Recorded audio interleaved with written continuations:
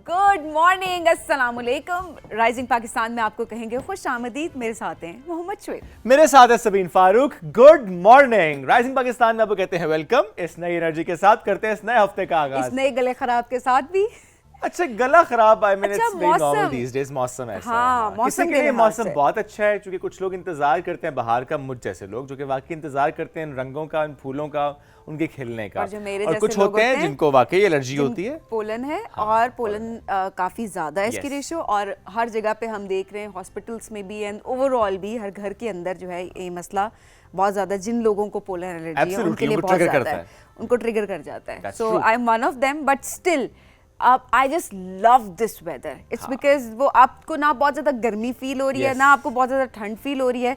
तो वो एक जिस मौसम का हम इंतजार कर रहे ये होते वो हैं ना पूरा मौसम साल। है, मौसम बहुत अच्छा है। लेकिन दिन में हाँ थोड़ी थोड़ी गर्मी अब होना शुरू हो गई है, बट नॉट लाइक दैट जैसे गर्मी होती थी। ये जैसे गर्मी होती थी मैंने क्यों कह दिया, मतलब अप्रैल में नॉर्मली भी ऐसे ही मौसम होता है। सो आई एम श्योर कि आप भी इस मौसम को एंजॉय कर रहे होंगे। जैसे सबीन ने कहा कि जिसको एलर्जी होती है ज़रा उसको अपना ख्याल रखना है, एहतियात करनी है, मास्क का इस्तेमाल करना है। स्पेशली इस्लामाबाद या वो इलाके जहाँ पर आपको लगता है कि पोलन ज़्यादा है, तो वहाँ पर ज़्यादा एहतियात की भी ज़रूरत होती है। लेकिन जो हमने कहा ना कि बाहर के रंग, ऐसे में अगर हम गिलगित से स्टार्ट करें तो वहाँ से लेके जहाँ जहाँ पर हम नीचे आते हैं तो हर इलाके का जो रंग है ना वो मुख्तलिफ होता है। सो माइन फेवरेट इज़ स्कर्दू। वहाँ के रंग ही निराले हैं, वहाँ का स्प्रिंग भी बहुत खूबसूरत होता है और वहाँ का ऑटम भी बहुत प्यारा होता है। लेकिन अभी चूँकि स्प्रिंग है तो बहुत से लोग स्प्रिंग सीजन सिर्फ विजिट करने के लिए वहाँ पर जा रहे हैं। हुंजा भी जा रहे हैं, स्कर्दू भी जा रहे हैं। सो गिलगित बल्तिस्तान का रुख कर रहे हैं। आपको वैसे फेवरेट डेस्टिनेशन स्प्रिंग में अगर कोई हो तो कौन सी होनी चाहिए? Islamabad. Islamabad. Okay. I don't know why, but मुझे पता नहीं, मुझे इस्लामाबाद से बहुत शदीद किस्म का कोई प्यार है। Number one. बाकी शहर भी पाकिस्तान के, वो उनसे भी सब प्यार बहुत कीजिए। प्यार है, बट वो हाँ। पर्सनल लेवल की बात करें तो जो टॉप पे होता है, तो Comfort हमारा level। पूरा पाकिस्तान ऑब्वियसली बेशक। बहुत खूबसूरत है और जाहिर है अल्लाह ने हमें एक बहुत बड़ी नेमत से नवाजा है। But at the same time आपको जब पूछा कभी आपसे जाता है ना कि मोस्ट फेवरेट जगह कौन सी है, तो ऑब्वियसली वो इस्लामाबाद है। बट स्टिल मुझे ज़्यादा कश्मीर जाना बहुत पसंद है इस मौसम में, वो तब बहुत अच्छा होता है। बट स्टिल आप लोग हमें बताएं कि आप लोगों को कहाँ जाना पसंद है, आपके इलाके का मौसम इस वक्त कैसा है। बिकॉज पाकिस्तान की जब हम वैरायटी की यहाँ पे बात कर रहे होते हैं, डाइवर्सिटी की स्पेशली अगर हम बात कर रहे होते हैं, तो उसमें बहुत इंपॉर्टेंट चीज़ होती है कि हम सबसे पूछें कि आपका वेदर, आपके दिल का मौसम नहीं पूछे, बट आपके इलाके का मौसम वो इस वक्त अच्छा, मौसम का इम्पैक्ट आपके दिल पर होता है या नहीं होता, ये भी एक सवाल हम रख देते हैं। अच्छा अजय बताएं, आप जा रहे हैं, ट्रैवल कर रहे हैं, आपकी गाड़ी का एसी खराब हो गया और तेज धूप हो रही है, तो आपके दिल का मौसम, आपके दिमाग का मौसम स्पेशली, वो तो सबसे पहले खराब होगा जो ना। लोग वाकई ट्रैवलर्स हैं उनको फर्क नहीं पड़ता इस अच्छा? चीज से। हाँ, ऑन अ सीरियस नोट, जो मतलब वाकई आपको नहीं पड़ता? मुझे नहीं पड़ता। Okay. जो फ्रीक्वेंट ट्रैवलर्स होते हैं, जो कि स्पेशली नॉर्थ की तरफ ज्यादा ट्रैवल करते हैं, उनको नहीं फर्क पड़ता गाड़ी कौन सी है और किस सीट पे आप बैठे हुए हैं, और रास्ते में अगर कहीं पे गाड़ी थोड़ी बहुत खराब हो भी जाए, आप उस सफर को एंजॉय कर रहे होते हैं। तो फॉर मी डजंट मैटर। हाँ, क्योंकि it's part of that journey actually, कि गाड़ी भी समटाइम्स खराब हो सकती है, एसी काम कर सकता है, नहीं कर सकता, तो दैट्स परफेक्टली ओके। हाँ, जरूर चेक करके जाएं, लेकिन ये सब चीज़ें आपके उस सफ़र का हिस्सा होती हैं। लेकिन आप हमें ज़रूर बताएं कि आपके इलाके में स्प्रिंग का कलर इस वक्त कैसा है। ये मैंने सवाल इसलिए भी रखा है, कुछ जगहों पर इस दफ़ा स्पेशली हमने ये देखा है सभी कि स्प्रिंग में नॉर्मली स्नोफॉल नहीं होती है, बट हमने चित्राल में देखा कि स्प्रिंग में स्नोफॉल हुई है।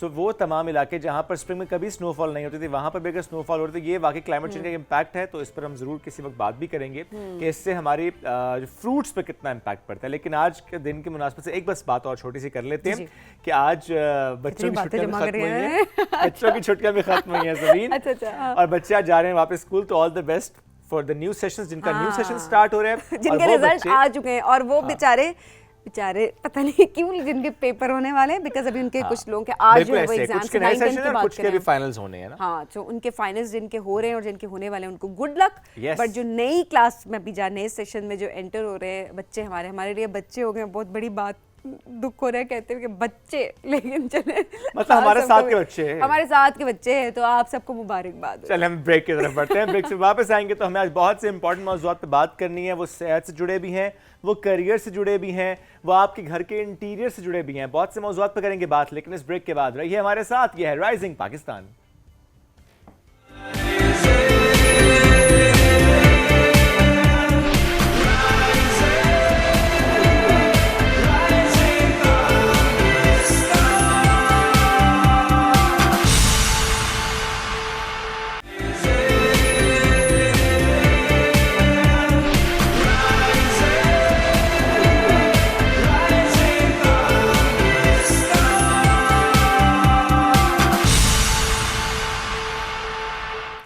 वेलकम बैक जुराइज़ पाकिस्तान में आपको कहेंगे खुश आमदीद। और आज जैसे कि आप सब जानते हैं कि पाकिस्तान समेत दुनिया भर में सेहत का आलमी दिन मनाया जा रहा है और इस साल का जो थीम है वो बहुत ज़्यादा इंपॉर्टेंट है जिसको हम सब ने माइंड में रखना है और आज इसी की मुनासबत से हम आगे गुफ्तगू को भी कंटिन्यू करेंगे।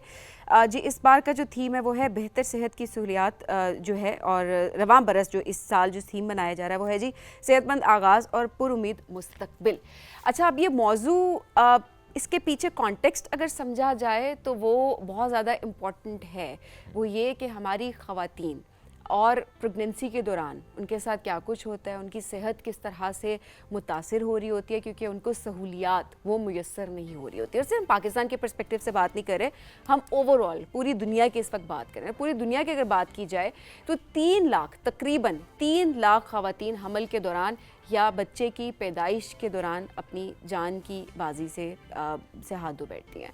और ये एक बड़ा ही अलार्मिंग फिगर है कि दुनिया भर में किस तरह से काम करना चाहिए ताकि हम अपनी ख़वातीन की जो सेहत है उसको मेक श्योर कर सकें कि उसको सारी फैसिलिटीज़ मिल रही हों। एब्सोल्युटली। और स्टैट्स की सभी ने आपने बात की तो हर साल तकरीबन 20 लाख बच्चे ऐसे हैं जो कि मुर्दा पैदा होते हैं और 20 लाख ही ऐसे हैं जो कि फर्स्ट मंथ भी पूरा नहीं कर पाते। मैं आगे तो जा ही नहीं रहा, जो फर्स्ट बर्थडे तक भी पूरा नहीं कर पाते, लेकिन अगर हम सिर्फ इसी पे रह जाएं जो कि प्रिवेंटेबल है, सो कितना इंपॉर्टेंट है कि इस पर काम किया जाए। सिर्फ बात करना इंपॉर्टेंट नहीं है, उस पर काम करना, स्टेप्स लेना बहुत ज़्यादा इंपॉर्टेंट होता है। अब इसमें ज़ाहिर है कुछ गोल्स सेट किए जाते हैं जो कि वर्ल्ड वाइड सेट किए जाते हैं कि आपने ये स्टेप्स लेने ताकि आप इन गोल्स को अचीव कर सकें।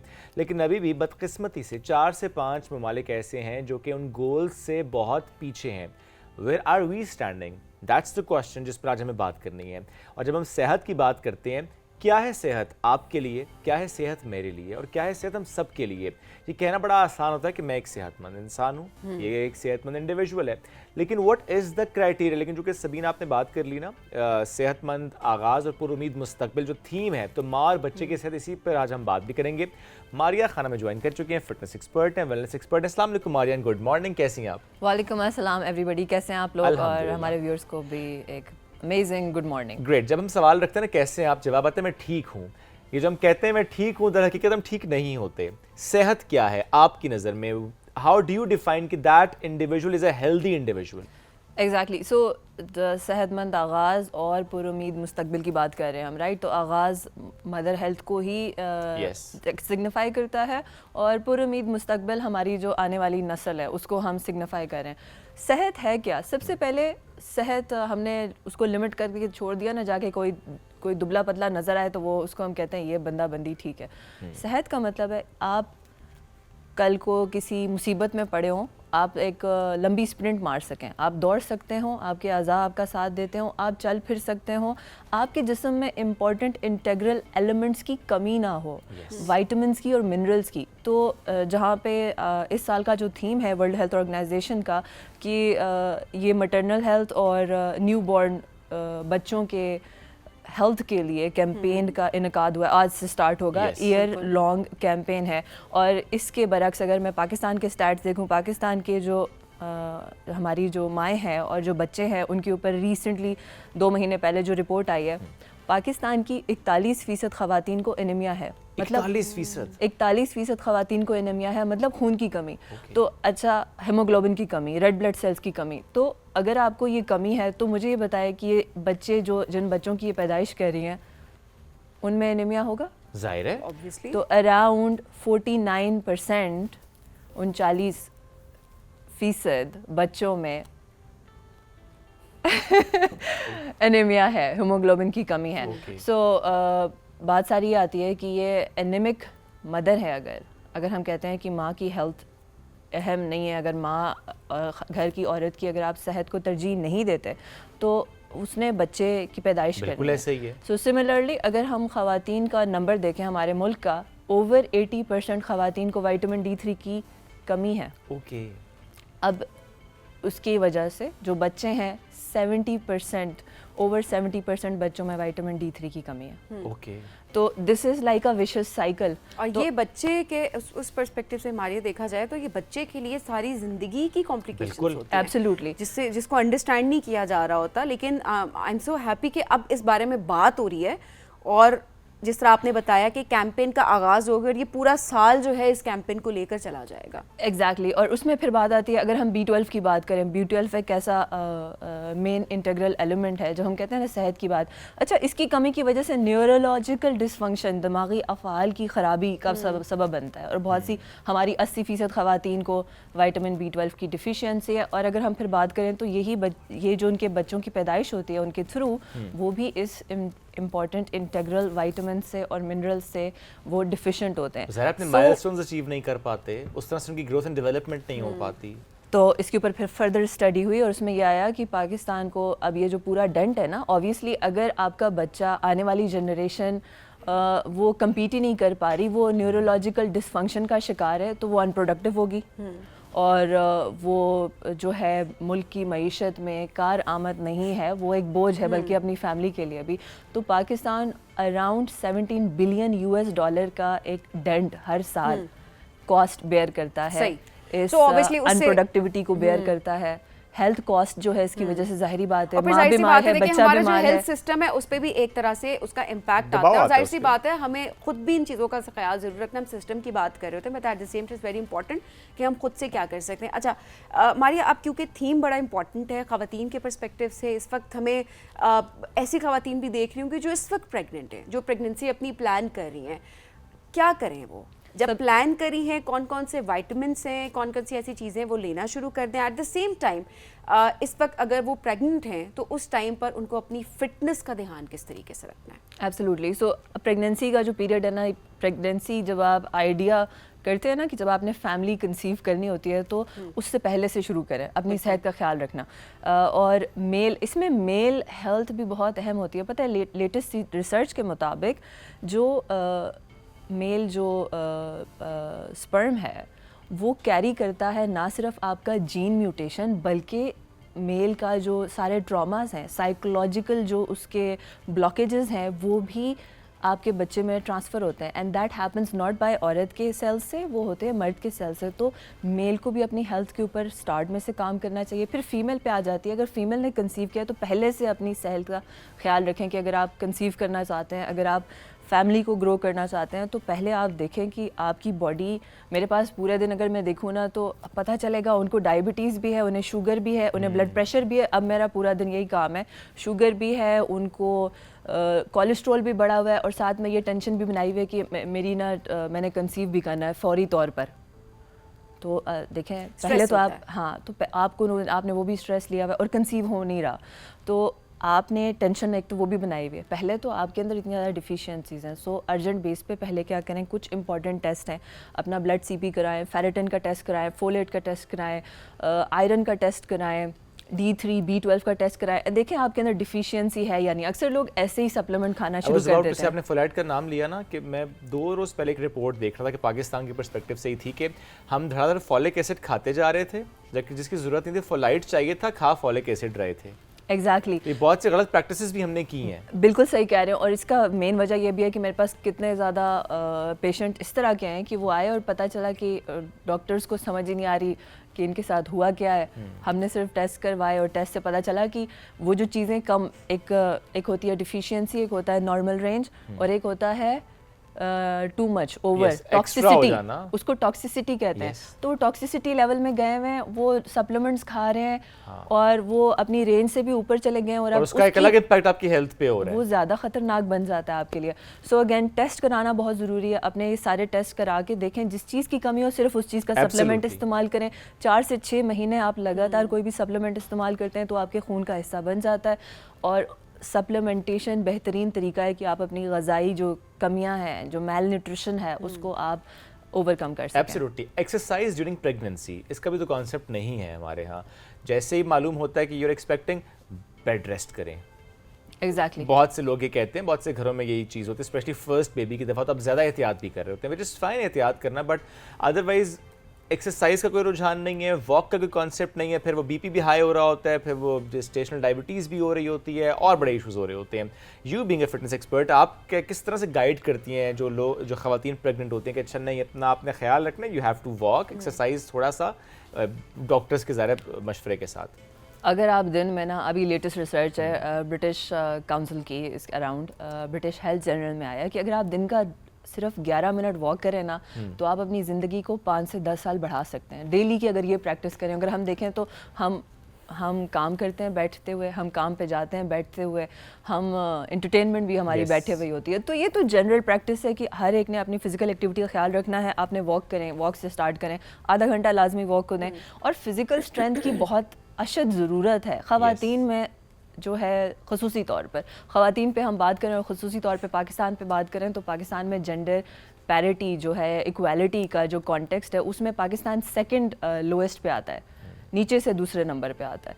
तो एक तरफ ये सिचुएशन है, ऊपर से अगर ख़वातीन अपनी सेहत का ख्याल नहीं रखेंगी, अब कोई भी नहीं आएगा आपको बचाने के लिए। दूसरी बात ये है कि अगर आप ये सोच रहे हैं कि कोई और आके करेगा, कोई नहीं आ रहा आपको बचाने। एग्जैक्टली। और आपने इस बात का ख्याल रखना है कि एक तरफ आपने घर भी संभालना है, और अगर आप घर से बाहर काम कर रहे हैं तो आपने वो मामलात भी देखने हैं, घर के अपने प्रेशर्स हैं। सबसे पहले आपने अपने आप को संभालना है, अपने ऊपर इन्वेस्ट करना है, आपकी पूरी जिंदगी है। आप होस्ट हैं, आप अपने घर का होस्ट हैं। अगर आप बाहर काम कर रहे हैं, आपने ये सारी चीज़ें अच्छे तरीके से अगर सरअंजाम देनी है ना, तो सबसे पहले प्रायोरिटी पे आपने अपने आप को रखना है कि मैं सही हूँ साइकोलॉजिकली, इमोशनली और फिजिकली। फिजिकल एंड पे आता है, तो तब आप सब कुछ अच्छे से सरअंजाम दे देंगे। वरना बहुत सी फिर होता ये कि इसी इस्तराब में आपकी प्रेगनेंसी हो गई, आपकी डिलीवरी हो गई, और फिर एक और केस भी आता है ना कि वो पता चलता है, ख़वातीन बहुत सी रियलाइज़ भी करते हैं कि मारिया मैं पूरा दिन चिड़चिड़ी होती हूँ, गुस्से में होती हूँ, बच्चों को डांटती रहती हूँ, मारती रहती हूँ, हर एक से लड़ती रहती हूँ, है ना। तो ये क्या है, ये न्यूरोलॉजिकल, ये डिफिशियंसीज़ हैं, इनएफिशिएंसीज़ हैं, और उसमें आपकी वो नहीं है, आपकी बॉडी में न्यूट्रिएंट्स की कमी है। आप उसका ख्याल नहीं रख रहे और उसमें आप फिर अपने आप को धक्का मुश्ती करके चला रहे हैं ना, तो ऐसे कैसे चलेगा। मतलब ऐसे नहीं चलेगा, जाहिर है। वो आप ऑब्वियसली बात है, आप ब्रेक डाउन करेंगे, आपको गुस्सा आ जाएगा, कभी आप यूं करके आप स्नैप करने के लिए रेडी होंगे कि बस कोई चीज़ गलत हुई नहीं और मुझे गुस्सा आ गया और मैंने लड़ाई शुरू कर दिया, मैंने रोना शुरू कर दिया। क्राइंग स्पेल्स ख़वातीन में बहुत ज़्यादा होते हैं कि कोई बात होती नहीं, और उसकी वजह यह है कि मेजॉरिटी सिचुएशन में 80% टाइम्स में ये होता है कि कोई डिफिशियंसी है उसकी बॉडी में जिससे वो लड़ रही है, उसे पता नहीं है या उसने ख्याल नहीं रखा है। देखिए, ये तो सादी सी बात होगी, अगर स्पेशली ड्यूरिंग प्रेगनेंसी या पोस्ट डिलीवरी अगर वो चिड़चिड़ापन आ रहा है या कोई आपको लगता है कि तबीयत में ऐसा कोई भौंचाल सा आया हुआ है, so that could be a deficiency of something. आप उसको ये मत सोचें कि नहीं इट्स जस्ट बिकॉज जी के बच्चे की पैदाइश हुई है, वो उसकी बॉडी में चेंज आया। No, this could be a deficiency as well. तो आप चेक करवा लें, बहुत बेहतर होता है।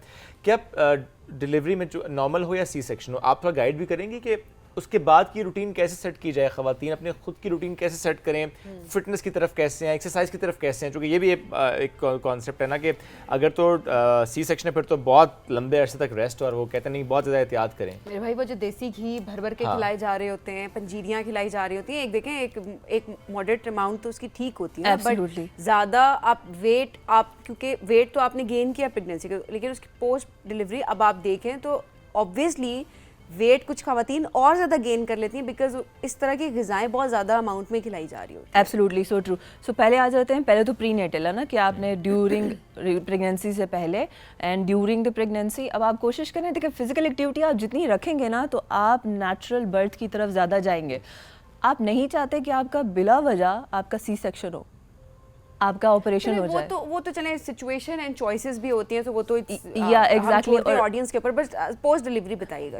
और फिर पहले एक तो ये सिचुएशन है और फिर उसके बाद पोस्ट डिलीवरी के बाद बात वही आ गई, आपने सी सेक्शन करा लिया, but then again I see this every single day, I see this every single day कि वो आ रहे हैं कि अब आपके 10,000 कॉम्प्लिकेशन है सी सेक्शन के बाद के भी, और आप नेचुरल डिलीवरी में आप बचे रहेंगे। आप physical activity during the pregnancy भी रखेंगे, वॉक करें, कम से कम आधा पौना घंटा वॉक करें, सिंपल चलें। अगर आप नहीं हैवी ड्यूटी कुछ करना चाहते तो आप वॉक करें।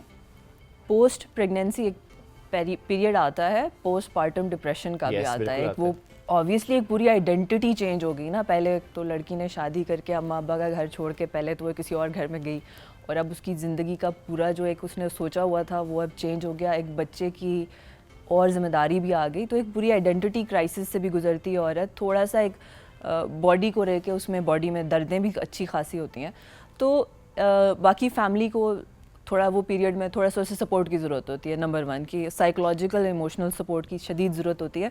एंड ये बच्चा की परवरिश ये एक माँ का काम नहीं है। इसको ना अगर हम देखें ना तो ये पुराने दौर में हमारे कम्युनिटी हुआ करती थी गांव में, जिस तरह ये पूरा एक कुंबा उसको परवान चढ़ाता है। सो फैमिली सपोर्ट अहम है, मगर अगर आपको फैमिली सपोर्ट नहीं मिल रही तो हमने फिर आपने ये देखना है कि अब आपने मजबूत बनना है, आपने और ज़्यादा फिर खड़ा होना है, आपने अपनी सेहत का ख्याल रखना है, अपने न्यूट्रिशन का ख्याल रखना है कि अगर आपको सपोर्ट मिल रही है तो वेल एंड गुड, मगर अगर आपको सपोर्ट नहीं मिल रही तो आपने खुद सपोर्ट करना है, तो फिर आपने अपने आप को उसके लिए फाउंडेशन स्ट्रांग करनी पड़ेगी। एग्जैक्टली फिर आपने अपने खाना पीना, अपने वर्जिश, अपने वर्कआउट, अपने आसाबी, जिस्मानी, जहनी स्ट्रेंथ के ऊपर आपने फिर काम करना है। तो बुनियादी सी बात तुम्हारी ये होगी कि आपने अपने ऊपर ध्यान देना है। ये जो एक रवैया होता है ना कि नहीं नहीं मैं ठीक हूँ, अच्छा नहीं, जब गड़बड़ बहुत ज़्यादा हो जाती है फिर हम डॉक्टर के पास जाते हैं। डोंट डू दैट, स्पेशली हम खवातीन के पर्सपेक्टिव से बात रख रहे हैं। ये रेगुलर चेकअप्स का होना, डॉक्टर का विजिट करना, थोड़ी सी गड़बड़ महसूस हो तो विजिट लाजमी करना ही बड़ा इंपॉर्टेंट होता है। अपना ख्याल रखेंगी उसके बाद आप अपने बच्चे की परवरिश ज़्यादा बेहतर अंदाज से कर सकेंगी। हमारे thank you very much for joining us today. दिन बहुत इंपॉर्टेंट है और जिस तरह हमारे ने भी कहा कि पूरा साल अब इसी पर्सपेक्टिव से हम आगे चलेंगे भी, और अपने घर से शुरू करें। सबसे इंपॉर्टेंट बात यही है अपने घर से शुरू करें, अपने आप से शुरू करें, एंड देन यू नो हम इस कैंपेन का जो इम्पैक्ट है वो इस तरीके से नजर आएगा। अपने घर की खवातीन का ख्याल रखें, और खवातीन सबसे पहले इंतज़ार ना करें कोई आके आपको बचाएगा, कोई और आपका ख्याल रखेगा, आप खुद अपना ख्याल रखेंगी। और उसके बाद बिकॉज आजकल जो ज़िंदगी चल रही है किसी के पास वक्त नहीं है किसी का ख्याल रखने और का। मर्दों के पर्सपेक्टिव से कहूँगा कि आप भी अपना ख्याल रखें। अगर आप स्ट्रेस्ड होंगे तो आप अपने घर वालों का ख्याल नहीं रख पाएंगे, अगर उनका ख्याल नहीं रख पाएंगे चीज़ें और ख़राब होंगी। तो सब ने अपना ख्याल सबसे पहले रखना है, फिर अपने उस ताल्लुक का ख्याल रखना है। It's very important. एक ब्रेक की तरफ बढ़ेंगे, ब्रेक से वापस आते रहिए हमारे साथ। ये है राइजिंग पाकिस्तान।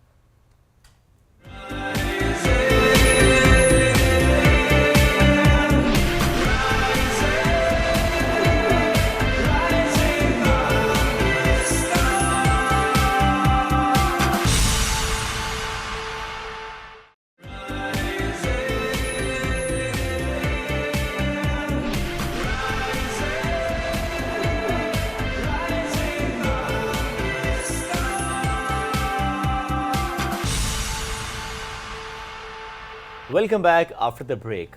अक्सर ये बच्चे सवाल करते हैं कि हम क्या करें, किस तरफ को जाएं।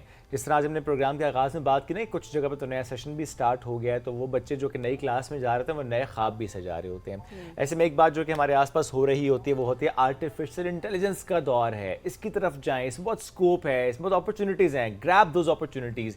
तो आज हम इस मौजू पे बात भी करेंगे। और एक ऐसे स्टूडेंट ने आज हमें ज्वाइन किया जो कि खुद तो भी FSC में माशाल्लाह, बट जिस तरीके से उन्होंने AI पर काम किया है, तो आज हम उनकी जर्नी भी आपके सामने रखेंगे ताकि ये मालूम हो सके कि कोई डिग्री इंपॉर्टेंट होती है या ड्यूरिंग द एकेडमिक करियर आपने कुछ कोर्सेज करने होते हैं और उसके साथ साथ आप आगे बढ़ते बढ़ते फिर AI की दुनिया में अपने कदम जमा रहे होते हैं। अच्छा, AI पावर्ड 4 एप्लीकेशंस उन्होंने बनाई हैं, एक नहीं 4। एब्सोल्युटली, ये बहुत बड़ी बात है। बिल्कुल। उससे पहले सबीन, जिस तरह से इन्होंने वो लैंग्वेजेस सीखी, यानी जब हम बात करते हैं कि पहले स्टेप की, वो स्टेप के बाद जिस तरह से गूगल ने इनको सर्टिफाइड AI ऐप डेवलपर का एक टाइटल दिया, तो आज हम इस सब उस पर बात भी करेंगे कि किस तरीके से यहाँ तक वो पहुँचे हैं। हाशिर एहतशाम इनका नाम है, और जैसे सबीन आपने कहा कि इन्होंने बहुत सी एप्लीकेशंस तैयार कर ली हैं, तो हाशिर को हम वेलकम करते हैं। अस्सलाम वालेकुम जी, गुड मॉर्निंग। वालेकुम अस्सलाम। ग्रेट। हाशिर, थोड़ा सा आगाज़ बताएं, ये कैसे ख्याल आया कि अच्छा आपने पाइथन सीखना है, आपने इसमें AI की तरफ जाना है और आपने इस एप्लीकेशंस की तरफ तक पहुंचना है? सो बेसिकली छोटे होते से ही मेरा प्रोग्रामिंग में काफ़ी इंटरेस्ट था। My father is an electrical engineer, so वो मुझे छोटे छोटे कोडिंग टास्क अर्ली एज से ही देते थे। तो जैसे फिर AI का दौर आया तो फिर उन्होंने मुझे कुछ लिंक्स शेयर किए कि ये कोर्सेज़ हैं, आप देख लो, AI का आगे ही ज़माना है, तो आप जो है ना ये इसको लर्न करें। तो मैंने फिर डिफरेंट रिसोर्सेज से डिफरेंट चीज़ें लर्न करके एक काफ़ी लंबी जर्नी और फिर काफ़ी प्री रिक्विजिट्स को पूरा करने के बाद ये इस काबिल हुआ मैं कि ये एप्लीकेशन डेवलप। लंबी जर्नी से क्या मुराद है? लंबी जर्नी से मेरा ये मुराद है कि पहले ऐसे ओवरनाइट सक्सेस तो नहीं होती कि मतलब मैंने एक दिन उठा और सारी एप्लीकेशंस बना दी। मैंने पहले पाइथन की बेसिक्स ली, फिर बाकी सबसे पहले तो मैं विजुअल बेसिक फॉर एप्लीकेशंस, एक माइक्रोसॉफ्ट एप्लीकेशंस के लिए लैंग्वेज है वो, उसको सीखा मैंने। उसके बाद ये AI ML की फील्ड में जो गूगल की सर्टिफिकेशंस की, प्रॉम्प्ट डिज़ाइन की, फिर मैं Google certified AI app developer बन गया, उनका एग्ज़ाम क्लियर करके जो उनकी चैलेंज लैब्स होती हैं। फिर उसके बाद वर्ल्ड हेल्थ ऑर्गेनाइजेशन की एक एथिकल एआई किस तरह डेवलप करनी है वो सर्टिफिकेशन की मैंने।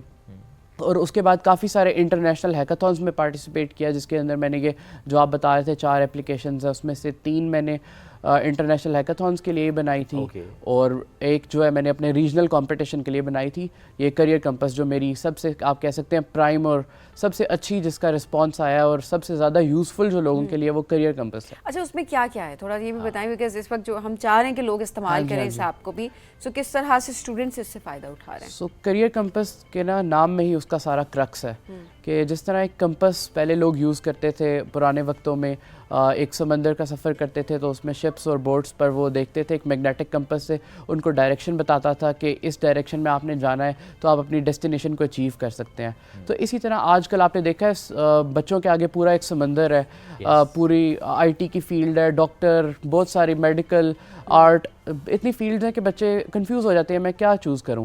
तो ये मैंने जो एप्लीकेशन डेवलप की है ये साइकोलॉजिकली आपके ग्रेड्स को एनालाइज करती है, जैसे आप उन्हें अपलोड करते हैं ये उनको एनालाइज करेगी, उसके बाद ये आपको बताएगी कि आपके आगे करियर पाथ्स क्या हैं, अपॉर्चुनिटीज़ क्या हैं पाकिस्तान में, और फिर एक कंक्लूजन भी बताती है कि बच्चे का इंटरेस्ट एक्चुअली किस फील्ड में है, ताकि वो उसको एक्सेल करे। ये ना करे कि मैं डॉक्टर बन जाता हूँ, मैं इंजीनियर बन जाता हूँ और उसका इंटरेस्ट किसी और फील्ड में हो। क्योंकि नॉर्मली ये होता है ना आश्रित कि अच्छा अगर आपके पेरेंट्स डॉक्टर हैं तो नेचुरली आपके अंदर एक हाँ जी, अगर तो आ जाए कि आपने बनना है दैट इज फाइन, लेकिन अगर आप नहीं बनना चाहते तो that is equally fine as well.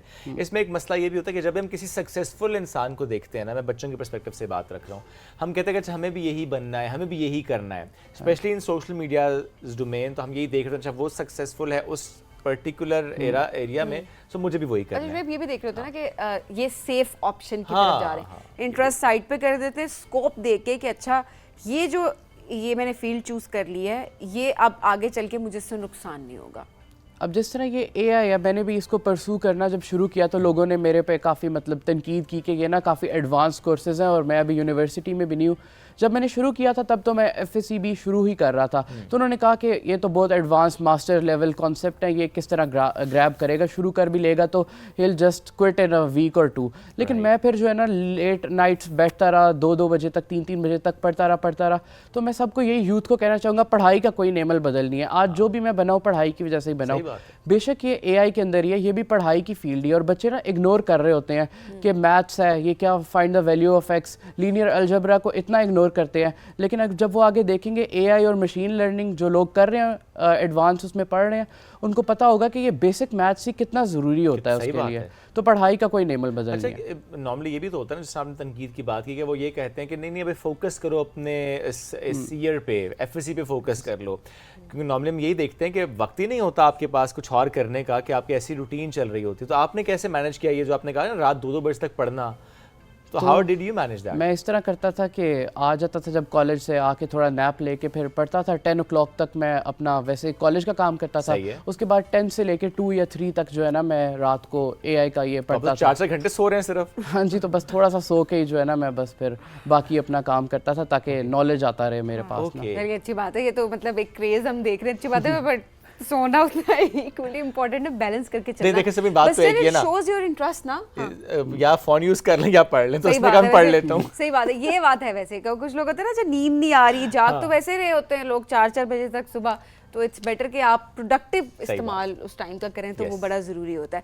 Hashir, what's next, क्या सोचा है, अब क्या प्लान सेट किया हुआ है, उसको कैसे अचीव करना? अभी इंशाल्लाह मैं जो है अपनी करियर जो है ना उसको पहले ये तो अपनी एजुकेशन कंप्लीट करूँगा, मैं इसी में इंशाल्लाह प्रोफेशनल डिग्री लूँगा, मोस्ट प्रोबेबली कंप्यूटर इंजीनियरिंग या कंप्यूटर साइंस में अपनी डिग्री कंप्लीट करूँगा।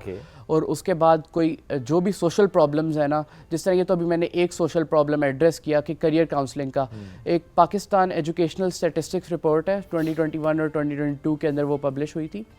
तो उसके अंदर उन्होंने बताया था कि 89 से 90% बच्चों के पास करियर काउंसलिंग की फैसिलिटी है ही नहीं पाकिस्तान में। तो ये उस प्रॉब्लम को ये जो है ना मेरा ऐप जो है टैकल एड्रेस करता है। तो बाकी मेरा यही गोल है कि इससे भी ज़्यादा जो सोसाइटल और जो है ना हमारे सोशल प्रॉब्लम्स हैं उनको एड्रेस किया जाए। आपने किया भी तो है emotional support, what was that? वो इमोशनल सपोर्ट देखें, जिस तरह मैं ये सारी जर्नी के अंदर काफ़ी मुझे फेलियर्स भी आए। जो मेरा पहला चैट बॉट था वो हाई का भी रिस्पॉन्स सही से जनरेट नहीं करता था। तो मैंने फिर उसके अंदर मेरे पेरेंट्स ने, मेरी बहन ने, मेरे दोस्तों ने मुझे सपोर्ट किया। तो मैंने इमोशनल सपोर्ट इसलिए बनाई क्योंकि मैंने देखा था पाकिस्तान में तो ये मतलब साइकेट्रिस्ट के पास जाना लोग एक टैबू समझते हैं, नहीं जाते, और उनको इमोशनल सपोर्ट नहीं मिल पाती। तो ये एक इंट्रोवर्ट भी है, और अगर वो बंदा किसी से बात नहीं कर सकता तो वो अपने मोबाइल पे टेक्स्ट तो कर ही सकता है ना, तो टेक्स्ट करेगा, आगे से रोबोट है, वो उसको जज भी नहीं करेगा, और इमोशनली उसको अगर आगे से एडवाइस देता है कि आपने क्या कुछ करना है, तो ये उसके लिए बहुत मतलब एक बेनिफिशियल चीज़ होगी ना। अच्छा, नॉर्मली क्या ये चैटबॉट्स इमोशनल रिस्पॉन्स देते हैं? नहीं, जिस तरह चैट जीपीटी अगर आप बात करें वो नहीं देते, ग्रॉक हो गया, ये इमोशनली एक्टिव नहीं होते। जब भी आप उनसे बात करें, बिकॉज मैंने बहुत इसको ट्राई किया ना किसी मौजू को लेके, कि तो रिस्पॉन्स इमोशनल नहीं आता, बहुत सरफेस्ड होता है। थोड़ा थोड़ा आता है वैसे। अगर कोई गलती हो जाए, अब ये सब देख रहे होंगे, हम भी ट्राई करते रहते हैं सारी चीज़ें, बट समहाउ कहीं ना कहीं वो आपको हल्का सा नजर आता है जब कोई बात करने को नहीं है तो आप चैट जीपीटी नहीं, कोई बात करने को नहीं, आप बात करें, टाइम पास वो अच्छा है, इमोशनल सपोर्ट नहीं मिल रही होती है, इमोशनल सपोर्ट नहीं मिल रही होती, तो उसी प्रॉब्लम को, और ये इमोशनल सपोर्ट का फीचर मेरी करियर कंपास की ऐप में भी अब है। यानी जो मेरा इनिशियल एप्लीकेशन थी वही अब इसमें भी उसका फीचर है, आप जनरल गाइडेंस और इमोशनल सपोर्ट स्टूडेंट्स भी उससे ले सकते हैं। अच्छा, फिर अगर थर्ड पे आ जाए, what was that legal mind thing? ये एक इंटरनेशनल हैकाथॉन हो रहा था फैल्कन एपीआई का, तो उसमें मैंने ये लीगल माइंड बनाई थी एप्लीकेशन। बेसिकली आपके जो भी कोई लीगल इश्यूज होते हैं, वो लॉयर अगर आपके पास अवेलेबल नहीं है तो 24/7 आप उससे एक्चुअली एक लीगल सपोर्ट ले सकते हैं। आप मुझे पूरा एक सिनेरियो बता देते हैं कि ये इशू है और as per the law of that particular country उसको एनालाइज करके बता देते हैं। या वो अब मैंने सिर्फ अपने कंट्री पाकिस्तान के लिए किया, पाकिस्तान का लॉ भी बहुत वास्ट है, उसका डेटा सेट बहुत बड़ा था। ओके, तो ये कितनी अच्छी बात है कि नॉर्मली लोग सवाल करते हैं, अच्छा ये मेरा मसला है, अब मुझे पता नहीं क्या होगा, मुझे इंसाफ किस तरीके से मिलेगा, मैं क्या करूं। सो लोगों को पता भी नहीं होता कि किस तरीके से आपने उसको परस्यू करना है, कहाँ किस अदालत का दरवाज़ा खटखटाना है, कौन से डॉक्यूमेंट्स होने चाहिए, कौन से प्रूफ्स होने चाहिए। सो बड़ा इंपॉर्टेंट है कि वो आपको गाइड करता है चैटबॉट कि अच्छा ये होना चाहिए, इस तरह परस्यू करें, इस तरह आप इसको लेकर चलें, तो अच्छा वकील आपको मतलब मिल ये है जाता कि वन क्लिक पे आपको बहुत सारी चीजें आपको मिल जाती हैं, और जो भी पीनल कोड है वो उसके साथ एसोसिएटेड प्रॉपर वो आपको बताता है। सो आपने इसके लिए सारा जो लिटरेचर था वो इसमें डाला हुआ है? ओके, जितना भी लीगल आपका लिटरेचर होता है। जबरदस्त। अच्छा, फिर नेटपर्ल्स द लास्ट वन। हाँ जी, ये मेरी अब तक की सबसे एडवांस्ड एप्लीकेशन है, जो कि मैंने एक ग्रुप प्रोजेक्ट किया था। Basically I am enrolled in Harvard university's AI programme है। अच्छा। एक हाँ जी, ये कब हुआ है? वो ये भी अभी कुछ टाइम पहले ही हुआ है उसका। यहाँ बैठ के आप हार्वर्ड में पढ़ रहे हैं? हाँ जी, वो देखिए अब ये लोगों को करियर के बारे में नहीं पता होता कि उनके वर्चुअली भी काफ़ी सारे प्रोग्राम्स होते हैं। लोगों को नहीं पता, मैंने इसलिए सवाल भी किया ना। ये डेटा साइंस वगैरह के हैं, वो 2 ईयर कोर्सेज, इस तरह के प्रॉपर एक डिग्री टाइप वो आपको अवार्ड भी करते हैं। ग्रेडिंग सिस्टम होता है, लाइव लेक्चर्स होते हैं, आप ऑन कैंपस भी जाके कुछ ले सकते हैं, कुछ आपके ऊपर होता है वो, क्योंकि बड़ी यूनिवर्सिटी है वो। तो उसके जिसका ख्वाब है हार्वर्ड में पढ़ना, तो उसके लिए अपॉर्चुनिटी होती है। हाँ जी, उसके लिए लेकिन आपको एफर्ट करनी पड़ेगी अपने एक्स्ट्रा करिकुलर्स पे भी और काफ़ी चीज़ों पे डिफरेंट भी, क्योंकि वो सिर्फ एकेडमिक क्राइटेरिया नहीं देखते, काफ़ी सारी आपकी पर्सनैलिटी ट्रेट्स भी देखते हैं अगर आपने बैचलर्स वहाँ पर परस्यू करना है या कुछ और भी। तो उसके कुछ बच्चे थे जो मेरे साथ मतलब क्लासमेट्स ही थे या सीनियर थे, एक इंडिया से मेरी दोस्त थी, तो वो जो है हम सब ने मिल के एक बनाया था। लार्ज नेटवर्क्स होते हैं जो आपने देखा होगा, इंटरनेट मसले करता है, घरों में भी स्लो हो जाता है, कंजेशन आती है, तो वो हम जब ख़राब हो जाता है तब जाके हम देखते हैं अब क्या करना है, इसको राउटर ऑन ऑफ कर रहे हैं। तो ये बड़े स्केल पे ये नहीं हो सकता।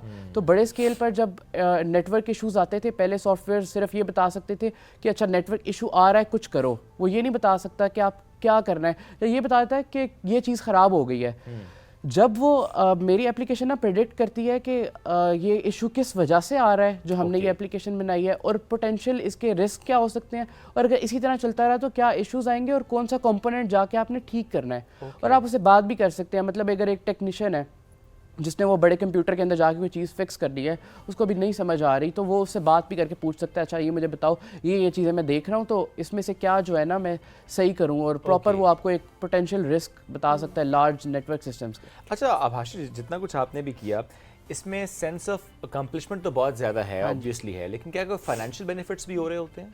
जी, फाइनेंशियल बेनिफिट्स उस तरह से तो नहीं, लेकिन मतलब कुछ फ्रीलांसिंग जॉब्स वगैरह मैंने ज़रूर हंट किए हैं।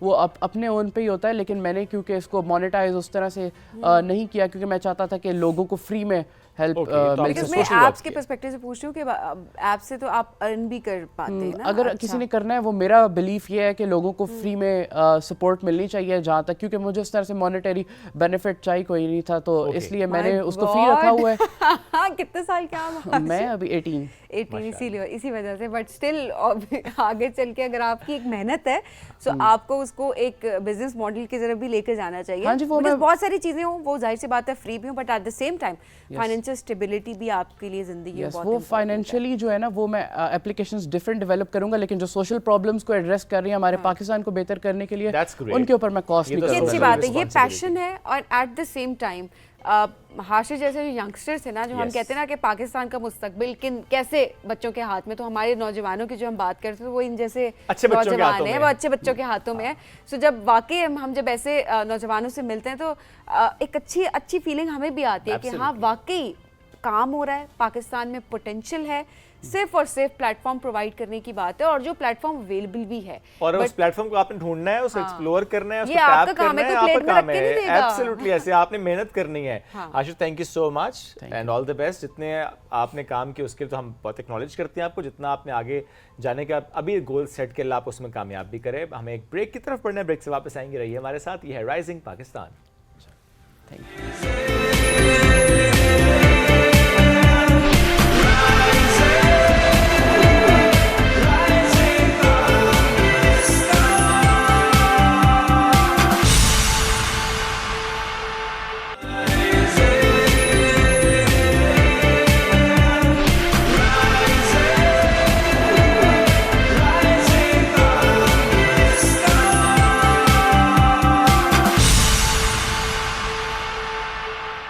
वेलकम बैक जी राइजिंग पाकिस्तान में आपको कहेंगे खुश आमदीद। अब उस सेगमेंट का वक्त हुआ जाता है जिसे मेरा या शुएब शायद दोनों का कोई ताल्लुक नहीं है, लेकिन नहीं है। समहाउ ताल्लुक है। बिकॉज इस ईद पे जिस तरह हमने देखा जी, फर्शी शलवार का जो एक ट्रेंड शुरू हुआ था ना, और ये लिटरली ईद से पहले पूरा रमजान हम देख रहे थे जी फर्शी शलवार। एक तो पहले वो जंग थी ना कि शुरू किसने किया, वो एक जंग थी कि किसने शुरू किया वैसे? ये इतना पुराना फैशन है। नहीं, आप फैशन अपनी तो पुराना, अम्मी लेकिन ये का- ट्रेंड कैसे स्टार्ट अच्छा, हुआ वैसे नहीं अभी? शुएब, आप अपनी अम्मी की पुरानी पिक्चर्स उठा के देखें, उसमें है ना? फर्शी शलवार तो किसी को नहीं पता कि एक्चुअली किसने स्टार्ट किया था, बट हाँ उसको रीइंट्रोड्यूस किसने करवाया वो फिर आप कुछ कहते जी सदफ कंवल साहिबा ने कराया, कोई Okay. कहते कोई एक दो और डिजाइनर थे उन्होंने करवाया। मैंने सुना सबीन फारूक ने Reintroduce कराया था। मैंने तो अभी तक खुद नहीं पहनी, मुझे तो पता भी नहीं है लेकिन लोग ये कहते हैं। बट स्टिल यू नो जिसने भी करवाया बहुत अच्छा काम किया, चाहे 2-3 लोगों ने मिलके किया बहुत अच्छा। बिकॉज कहाँ अच्छा काम किया है? वो कहते हैं वो पहन के चल रहे तो एकदम आप गिर जाते हैं ऐसे। अरे ये तो कैरी करने की बात होती है ना कि आपने उसको कैरी किस तरीके से अच्छा, करना है। लेकिन हाँ जो उसका हशर कुछ लोगों ने बिगाड़ा है ना फर्शी शलवार के नाम पे, जो कुछ बना बना के पहना है ना लोगों ने, फर्शी के नाम पे बहुत फर्जी चीजें बनाते रहे हैं। कुछ फर्शी नहीं भी थी वो फर्जी। हाँ तो कुछ समझ नहीं आ रही थी कि कोई क्या कर रहा है। तो अब देखिए बड़ा इंपॉर्टेंट होता है कि कोई भी चीज़ अगर ट्रेंड में आई है तो आपने उसको कैरी किस तरीके से करना है। आप क्या वो फैशन आपके लिए है या आपके लिए नहीं है? अगर वो फैशन आपके लिए है तो उस फैशन को आपने किस तरह से लेकर चलना है, ये बड़ी इंपॉर्टेंट चीज़ होती है ताकि वो चीज़ आपके ऊपर बहुत अच्छी लगे।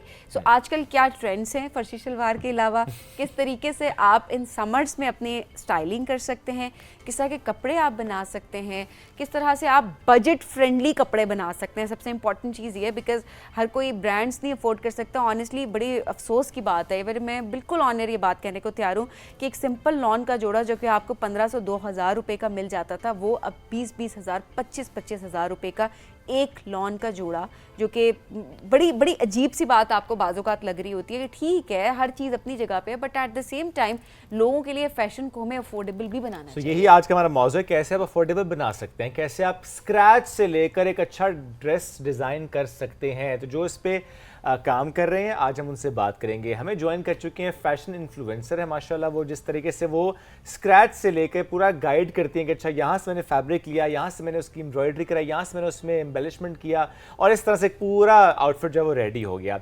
इकरा अनस इनका नाम है, सोशल मीडिया माशाल्लाह अच्छाई में 1.5 साल से हम देख रहे हैं इनको सोशल मीडिया पे जिस तरीके से इनकी प्रेजेंस है। सो वेलकम करते हैं इकरा को। अस्सलाम वालेकुम जी, कैसी हैं आप? वालेकुम अस्सलाम, मैं बिल्कुल ठीक हूँ। आप Great. कैसे हैं? अल्हम्दुलिल्लाह। फर्शी शलवार पे आपका कमेंट क्या है?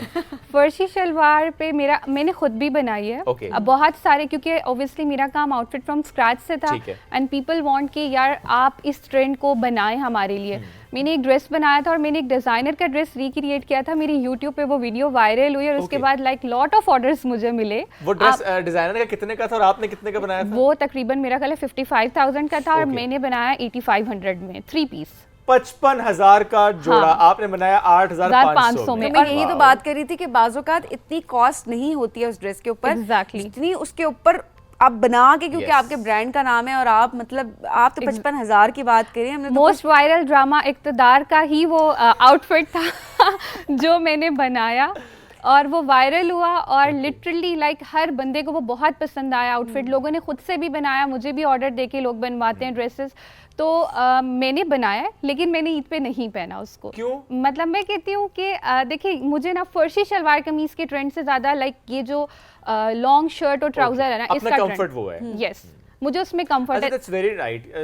कुछ लोग होते हैं बस ट्रेंड के चक्कर में ना पहन लेते हैं। बिल्कुल। आई mean it's your comfort first. अगर आपको लगता है कि आप पे कोई चीज अच्छी लग रही है, आप खुद कंफर्टेबल फील करें, कंफर्टेबल कॉन्फिडेंट तो वो है। इतनी होती है हवादार।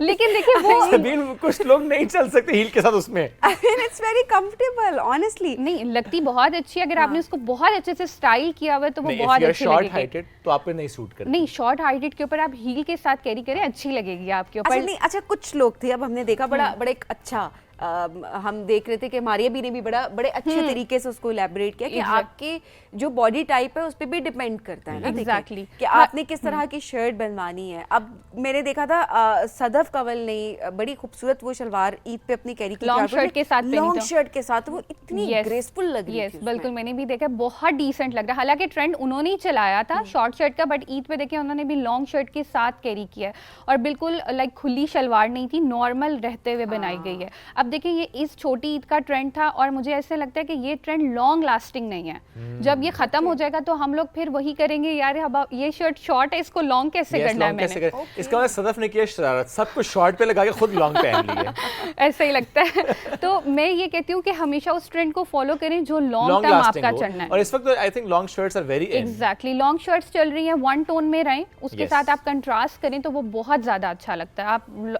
एक फैशन को नहीं लेके देखना चाहिए। अब एक महीने का ये फैशन था, हर बंदा इसी को चला रहा है, फर्शी शलवार, और मोस्टली लोगों ने पहनी और मोस्टली जिन्होंने दिखाई उन्होंने पहनी भी नहीं है इसको। Yes.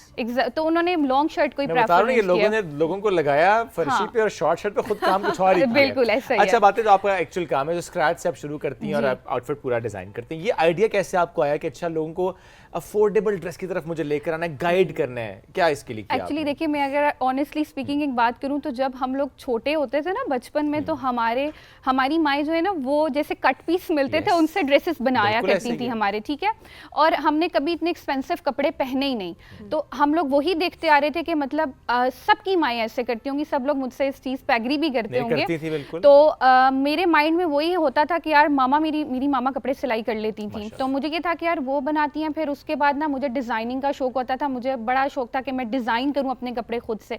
आहिस्ता खुद से बनाने शुरू किए। फिर जब मेरी शादी हो गई तो मेरे हस्बैंड ने मुझे ये बात बोली कि जब तुम्हारा ये काम है तो तुम इसको लोगों में क्यों नहीं दिखाती, लोगों में स्प्रेड करो इस चीज़ को, ताकि तुम्हें जो है ना काम करने को भी मिले और लोग भी तुमसे खुश हों और फायदा हो ना, आवाम का फायदा होना बिल्कुल। चाहिए। फिर मैंने एक वीडियो बनाने शुरू की, एक वीडियो बनाई राबी सेंटर की, स्टार्ट लिया, लोगों को पसंद आना शुरू हुई, लोग जाना शुरू हुए मार्केट्स में। फिर दुकान वालों ने भी बताना शुरू किया कि आपकी वीडियो से लोग आते हैं, तो फिर उस चीज़ को हमने कैरी ऑन किया। अब माशाल्लाह से जो चीज़ मैं खुद वेयर करके बनाती हूँ लोग वही मांगते हैं। अब स्क्रीनशॉट लेके जाते हैं शॉप वाले के पास, हमें वो चीज़ दे दें, लिटरली ऐसा और होता है। ज़रा रावलपिंडी में स्पेशली 3-4 जगह हैं जहाँ पे आपको इस तरह से जाके हाँ। मिलता है कपड़ा और आप उसको फिर स्टिच कराते हैं। तो आप पिंडी से बाहर भी जाते हैं? जी बिल्कुल, मैं पिंडी से बाहर भी जाती हूँ। अभी रिसेंटली हमने लाहौर का विजिट किया था, Okay.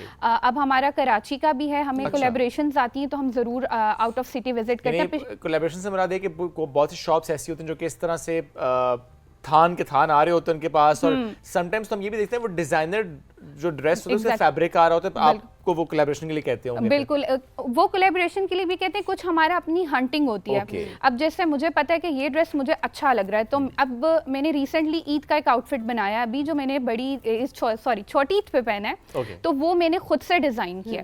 एंड मतलब मुझे था कि मैंने खुद बनाना है, मैंने उसका फैब्रिक खुद लिया, उसको डाई कराया, डिजाइनिंग एवरीथिंग वो मेरी अपनी है।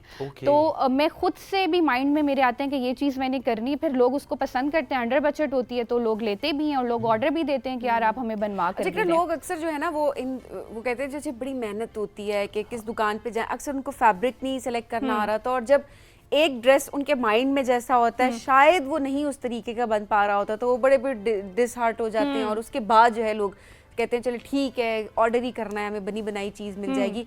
तो ये भी बड़ी चीज़ होती है। अच्छा, लोग अगर खुद से कुछ डिज़ाइन करना चाह रहे हैं स्क्रैच से, क्या क्या चीज़ें जो अपने माइंड में रखें ताकि उनके पैसे भी वेस्ट ना हो और वो अच्छे तरीके से उसको क्रिएट भी कर सकें? यार सबसे पहले तो आप बजटिंग करें, ठीक है, आपकी बजटिंग होनी चाहिए कि आपने क्या चीज़ बनानी है। देखिए मैं आपको बता रही हूँ ना कि मैंने 55,000 का ड्रेस बनाया ना, अब मैंने हंट की, अब मेरा काम ही यही है ना, मैं आप लोगों को स्पेशली शॉप्स बता रही हूँ कि आपने इस शॉप पे जाना है, आपको 2000 का इधर से फैब्रिक मिल जाएगा, नेकलाइन आपको इधर से 300 की मिल जाएगी, लेस आपको इधर से इतने की मिल जाएगी, एक पूरी वीडियो मैंने आपको बता दी। लेकिन अगर पर्सनली खुद से लोग जा रहे हैं तो सबसे पहली बात तो ये है कि आप अपने ड्रेस को जितना मिनिमल रखेंगे ना, आपकी कॉस्टिंग उतनी कम आएगी।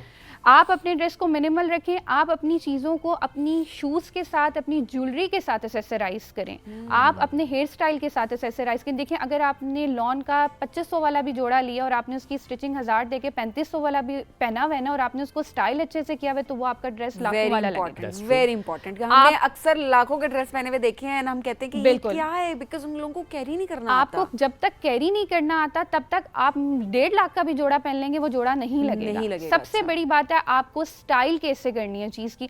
हमारे यहाँ जो ख़वातीन है बेसिकली वो क्या करती हैं कि वो बहुत ज़्यादा ओवर ड्रेस होने की कोशिश करती हैं। लाइक अगर उन्होंने समर्स है तो उन्होंने बड़े बड़े झुमके पहन लिए, बड़ी बड़ी चूड़ियाँ पहन ली, वो चीज़ें नहीं अच्छी लगती। आप जितना मिनिमल रखेंगे आपके ड्रेस खुद ही इनहैंस हो। अच्छा, इसमें मुख्तलिफ शहरों में ज़रा मुख्तलिफ मिजाज भी होता है ना, जैसे आप अगर नॉर्थ से साउथ ट्रैवल करेंगे तो आपको इसी तरह मुख्तलिफ रंग और मिजाज नज़र भी आते हैं, चूँकि आपने ट्रैवल भी किया।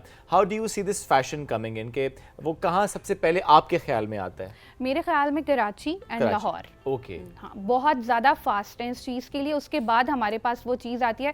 अभी रिसेंटली मेरा विजिट लाहौर में हुआ था। लाहौर में जो मैंने वैरायटी लाहौर सेंटर में देखी है वो मैंने अभी तक राबी सेंटर में नहीं देखी है। ओके। मैंने अभी तक वो राबी सेंटर में नहीं देखी। लाइक ईद हमारी गुजर गई है, अब शायद आ गई हो, लेकिन टाइम लगेगा। ईद पे सबने पहन लिए कपड़े, तो यहाँ पे पता चलेगा कि वो चीज़ें लाहौर में मैंने देखी है, बट मैंने वो राबी सेंटर में अभी तक नहीं देखी है। तो लाहौर और कराची जो है बहुत फास्ट है इस चीज़ को लेके। उसके बाद हमारे पिंडी में वो चीज़ आती है और हम उसको डिज़ाइन करते हैं और उसको बनाते हैं। ओके। फिर चेंज भी होता है ना, देखिए उसमें इतनी सारी चेंजेस भी आती होंगी। जिस तरह लेट्स सपोज कराची लाहौर से कोई फैशन स्टार्ट हुआ, ऑब्वियसली जब वो फैशन आएगा इस्लामाबाद तक या बाकी और इलाकों की बात की जाए तो हर कोई अपने इलाके अपने स्टाइल के लिहाज से उसके अंदर चेंजेस लेके आएगा। बिल्कुल ऐसा ही है, बिल्कुल ऐसा ही है। वो चेंजेस हो जाती हैं। कुछ ऐसे होता है कि कुछ शॉप जो लोकल होती है बेसिकली इनके पास ज़्यादातर चाइना से माल आता है। वो लॉट का माल होता है, तो वो जब एक दफ़ा आता है तो वो फिर रिपीट नहीं होता। That's true.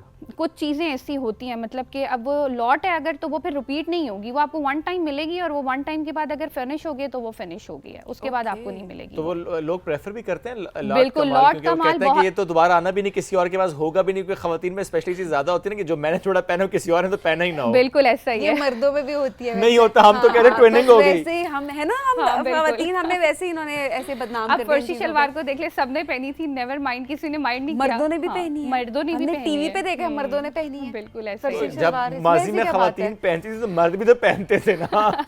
वो ऐसा ही है। Good good. अच्छा इकरा, हम जरा समर के हवाले से अब बात करते हैं। स्प्रिंग पे क्यों नहीं तुम बात कर रही? स्प्रिंग बस खत्म होने वाला है। ऐसे कैसे खत्म? अच्छा चलो स्प्रिंग की बात करते हैं। किस तरह के कलर्स हैं अभी, किस तरह का फैशन, कौन से ट्रेंड्स आप देख रही हैं? अच्छा मैं अगर बताऊं तो वन टोन पे आप रहें। ओके। आपका ड्रेस फुली वन टोन हो। अगर आपने कंट्रास्ट करना है तो आप अपने दुपट्टे के साथ करें, ठीक है। अगर आपके ड्रेस के अंदर कोई कलर पॉप अप करे, लाइक अगर लाइलैक पे रहें तो आप उसके अंदर से कलर निकालें कि इसके साथ क्या दुपट्टा अच्छा लगेगा, उसका कंट्रास्ट करें, ना कि आप ट्राउजर का कंट्रास्ट करें। आप वन टोन में रहें, दुपट्टे का कंट्रास्ट करें, उसके साथ आपने अगर अपना शूज एंड बैग लिया हुआ है तो कोशिश ये करें कि जिस कलर का आपका बैग है उसी कलर का आपका शूज हो, वो ज्यादा एलिमेंट क्रिएट करता है अच्छा, आपके ये ड्रेस के वैसे अंदर। आपने बड़ी पते की बात बता दी है, जिस कलर का शूज हो उस कलर का आपका बैग, उससे आप खुद भी करिएगा, ये यकीन करें कि अगर आपने वन टोन ड्रेस पहना हुआ है ना, तो आपने बैग और शूज एक कलर का लिया हुआ है, आपकी लुक ही अलग निकल That's रही है। true.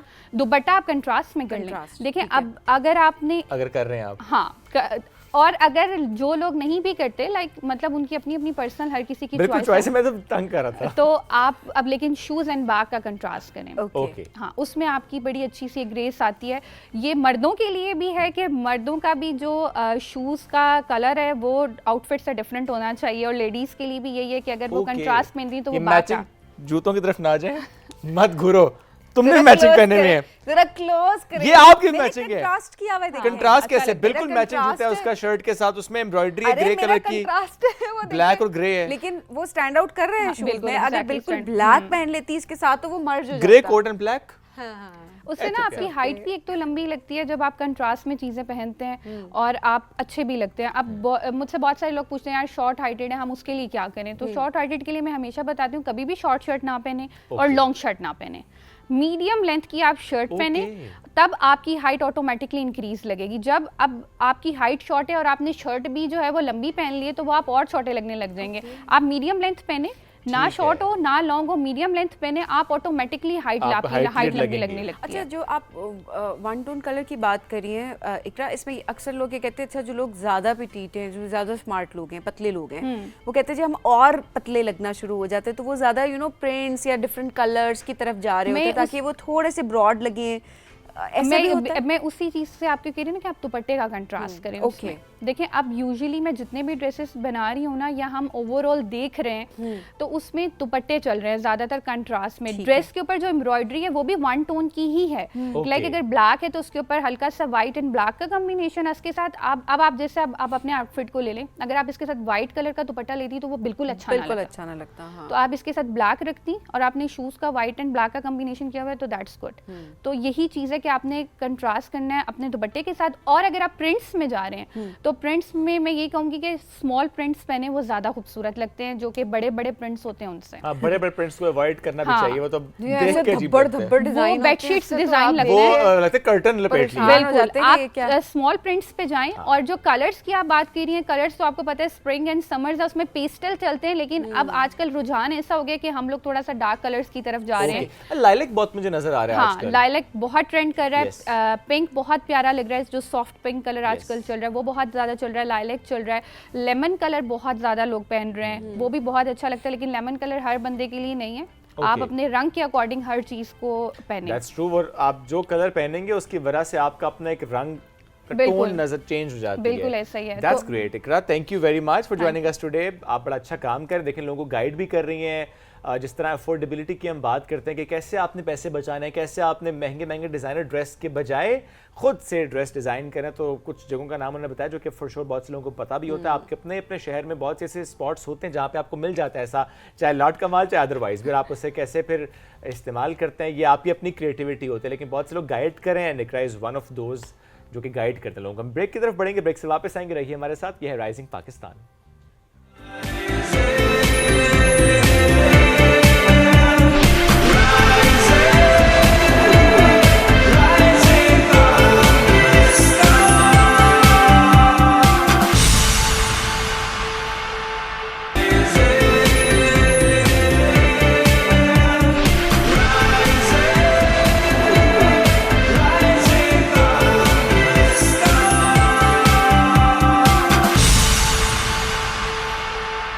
वेलकम बैक जी राइजिंग पाकिस्तान में आपको कहेंगे खुश आमदीद। और फ्रीक्वेंटली आस्क्ड क्वेश्चंस की जब हम बात कर रहे होते हैं, तो सबसे ज़्यादा पूछने वाला सवाल क्या होता है शुएब हमसे? हमारे शो से मुतल्लिक यकीनन कंटेंट पे तो बात होती है, but at the same time जब लुक की बात होती है ओवरऑल, तो क्या चीज सबसे ज्यादा पूछी जा रही है? सेट किसने डिजाइन किया है? That is the frequently asked आपका क्वेश्चन। सेट बहुत प्यारा है। सबसे पहला कमेंट होता है, कोई गेस्ट यहाँ पर आता है, या आप लोग, जाहिर है आप लोगों का फीडबैक जब आ रहा होता है हमारे पास सोशल मीडिया पे, और पहला सवाल पूछा जा रहा होता है जी सेट बड़ा प्यारा है आपका, फिर कि किसने डिजाइन किया? तो हमने कहा जब इतने सारे लोग ये सवाल पूछ रहे होते हैं कि ये सेट किसने डिजाइन किया है, तो आज हम मुलाकात भी उन्हीं से करवा दें। Absolutely, Iram Imran, she is behind this beautiful set, and not just this beautiful set, actually उन्होंने बहुत ज़्यादा काम किया है माशाल्लाह, she's amazing।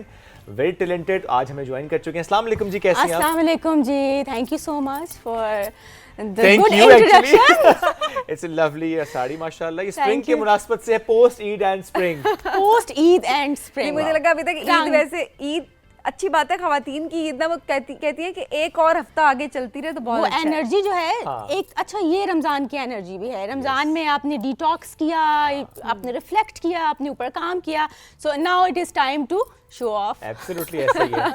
इरम, हमारा सेट डिजाइन करते हुए आपने किस बात का ख्याल रखा सबसे पहले? अच्छा, पहले तो सबसे पहले मेरे पास ब्रीफ है। मैं एक तो ये 3 पार्ट्स में ये सेट डिज़ाइन हुआ है। पहला पार्ट ये था कि manifestation, law of attraction. I always wanted to design the set for PTV, क्योंकि बहुत अरसे से आ रही थी, बहुत तरह के सेट पे बैठ चुकी थी, बहुत तरह के आर्टिस्टिक क्रिएटिव चीज़ें यहाँ पे देख चुकी थी, बात भी कर चुकी थी, और आइडियाज़ भी थे। सो आई वांटेड कि अपने आइडियाज़ को शोकेस करने का पता नहीं मौका मिले, और फिर इंटरनेशनल लेवल पे भी इस तरह से आप अपनी ग्लोबल ऑडियंस को भी आप टारगेट कर रहे होते हैं, बिकॉज हमारा जो शो है वो ऑन एयर हो रहा होता है डिफरेंट जगह पे। तो manifestation, they gave me the opportunity and I embraced it like anything. उसके बाद जो चीज़ों का ख्याल रखा सेट को डिज़ाइन करते हुए, वो ये कि पहले जो सेट डिज़ाइन हो चुके थे उनसे थोड़ी सी मुनफरिद चीज़ लेके आई जाए।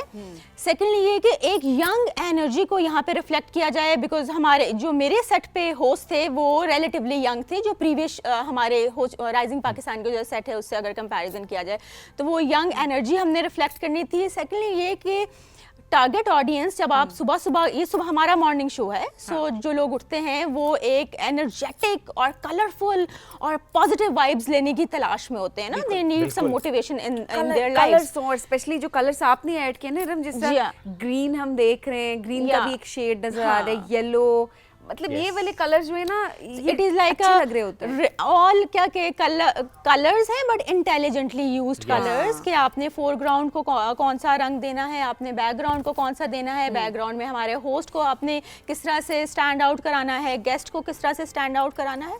So it is a thorough work, it's not like कि आपने बस सोचा और वो हो गया। इसके अब पीछे एक्सटेंसिव ब्रेनस्टॉर्मिंग Yes, है। बिल्कुल है। When I was designing this, मैंने अपने ऑफिस में अपने टीम को भी कह दिया था कि सारे काम छोड़ दें। हम लोगों ने एक अपने आप को टाइमलाइन दी कि इस टाइमलाइन में हमने डिफरेंट चीज़ें क्रिएट करनी है, और उसमें हमने डिफरेंट चीज़ें बनाई, उनको कैंसिल किया, फिर बनाई, फिर कैंसिल किया, तो इवेंचुअली जो हमने प्रोडक्ट बनाया, देन अल्हम्दुलिल्लाह this was the product Yes. जो कि आपको प्रेजेंट किया।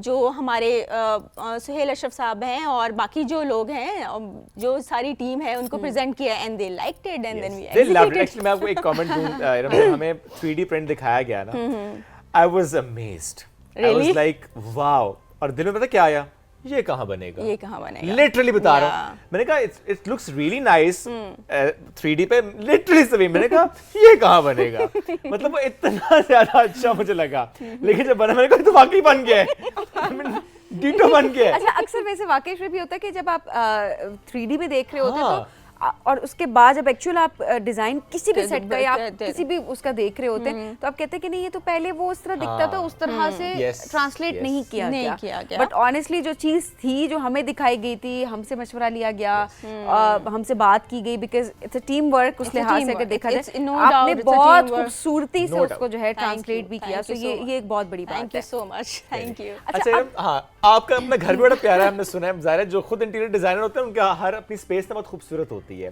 सो जो हमारे इस वक्त देखने वाले हैं, जो अपने अपने घरों में लिविंग लाउंज को, बेडरूम को, ड्राइंग रूम को डेकोरेट करना चाहते हैं, जो कि इस वक्त या तो घर बना रहे हैं या तो रेनोवेट करें, व्हाटएवर इट इज़, वो किस तरह से किन बातों का ख्याल रखते हुए, जो यहाँ तो आपने सोच लिया कि चलो गेस्ट को स्टैंड आउट कराना है, यंग होस्ट हैं, बट घर में तो जाहिर है कुछ और पॉइंट्स मद्देनजर रखने होते होंगे, what are those pointers?